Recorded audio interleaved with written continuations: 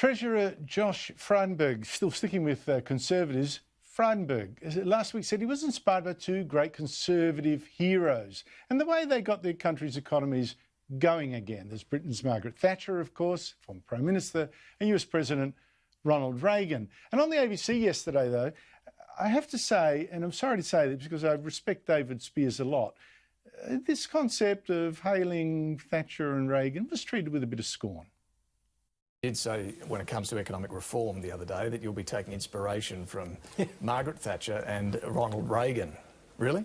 Well, they dealt very successfully with the challenges that they faced, particularly stagflation, high unemployment, high inflation. But if you look at Margaret Thatcher, after Labor's winter of discontent, she came in, she reduced the number of days lost to industrial disputation from 30 million down to 2 million. She cut taxes, and she talked about every earner being an owner. Also went for some sweeping IR reform that might scare some workers. Well, she had 11.5 years, so she was doing something right.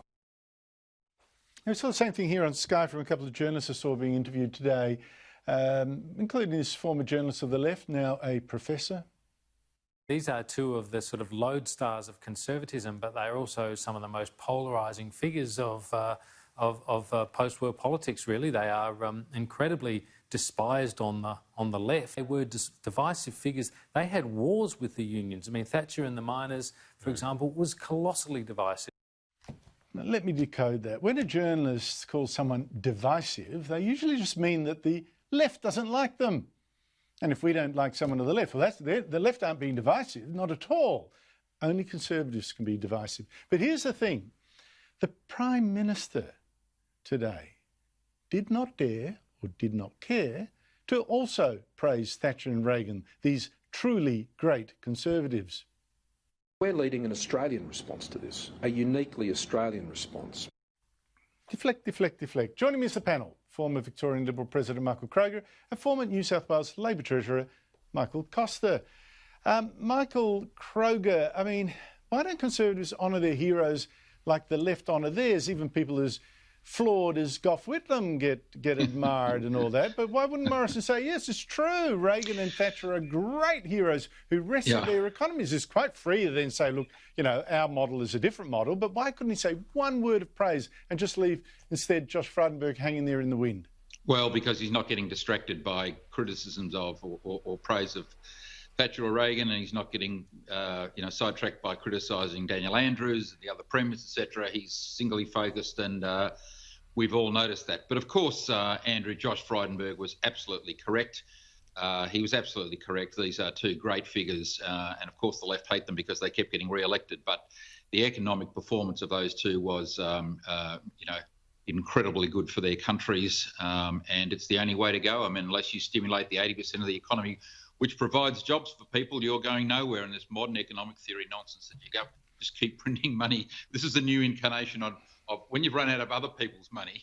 Now what you do is you print more money. Well, of course, that's a road to economic ruin. And the Germans found that out in the 20s, and the Argentinians found out, and even Robert Mugabe found that out too. So it's absolute nonsense. But yeah, Frydenberg, I'm going to skip lightly over your defence, saying he doesn't want to get distracted. I understand that.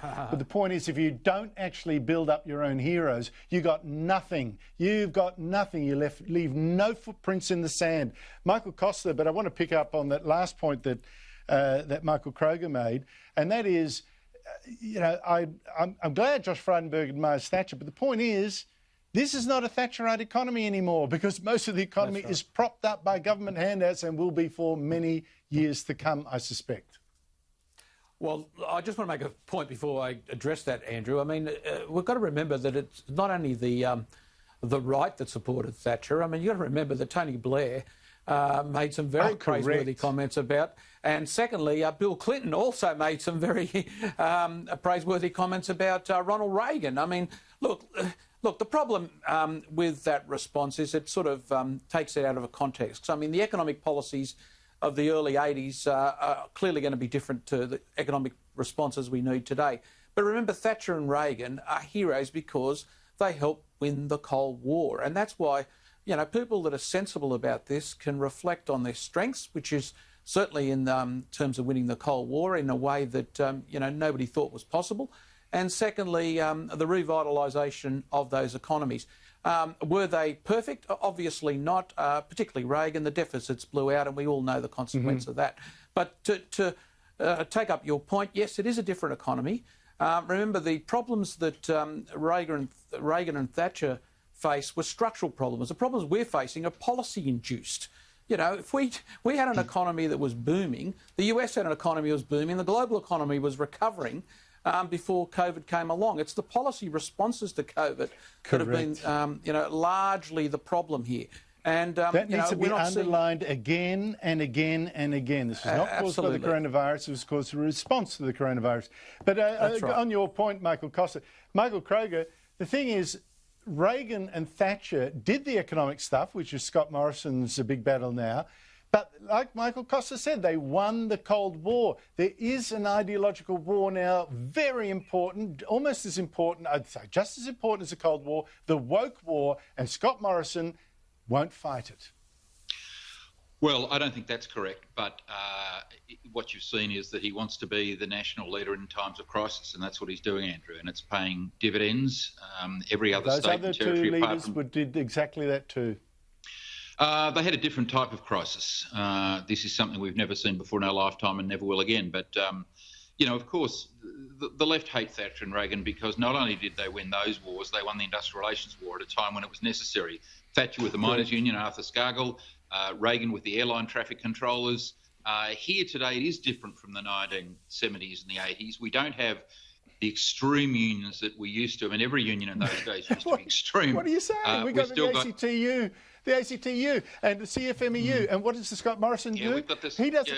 It's like Margaret Thatcher inviting Arthur Scargill to come into the meetings. He gets Greg Combay and he gets Sally McManus and look, a friend of mine, Paul Howes, but he's of the right. He gets the union leaders to come and help solve it all. Yeah, but Paul Howes is a very reasonable person to have involved in this process. The other two are not. You don't have. No, they're not. You don't have the industrial relations violent wars that we used to, 20 or 30 years ago. True. Then there's no reason to invite the union leaders of these lost causes to come in and help you set your industrial relations framework. Michael Costa, Black Lives Matter organisers today, lost the repeal against the Supreme Court, banning tomorrow's protests in Sydney because of the coronavirus bans. Now, the organisers, they're on the far left, said they'd go ahead anyway. And so did the mother of David Dunga, who died in Long Bay Jail in 2015. Here she is. That is the permission for the government to give that old. And when is he going to stand up and stop these people from murdering our Aboriginal race? OK, so the organisers say this march has to go ahead because police are murdering Aborigines. Is that a good reason? Well, Andrew, I'm actually disgusted by this. I'm a former police minister. I had to attend funerals of police officers that lost their lives defending the public. And, this sort of notion that all of our police are out there to kill people is just absolute nonsense. 99% of our police officers act appropriately and, they are respected highly in the community. And I find it, a really distortion of the facts to label everybody with, the sins of a very few sets of people. But having said I'm also, concerned that the courts should restrict people having, protests. Look, they got them on a technicality. As I understand it, they didn't give proper notice on this. I saw no reason why people can't protest with proper social distancing, masks and everything else that's around. We don't want to let the policy framework that we're using now, and a lot of us question it, to detract from some basic civil liberties. I don't want to see the situation where people are attacked. No, you've said it right. You said it right. Michael Kroger, Michael Costa, on that great note, thank you so much to you both.